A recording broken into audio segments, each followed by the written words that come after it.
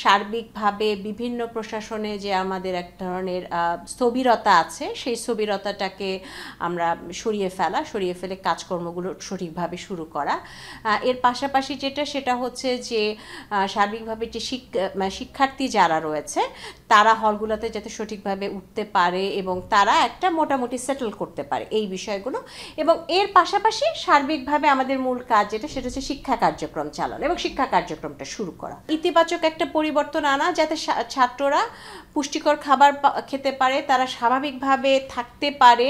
এবং একটা শিক্ষার যে পরিবেশের জন্য যে অবস্থাটা, যে আবহটা, সেটা তৈরি করার জন্য একটা প্রচেষ্টা থাকবে। আন্তর্জাতিক যে পরিমণ্ডলে যে পড়াশোনা হচ্ছে সেটার সাথে একটা যাতে স্ট্যান্ডার্ডটা আমরা যাতে বজায় রাখতে পারি, সেখানে আমরা যতটুকু আমাদের পরিবর্তন বা পরিমার্জনা যদি দরকার হয় সেটা করা। এর পাশাপাশি অবশ্যই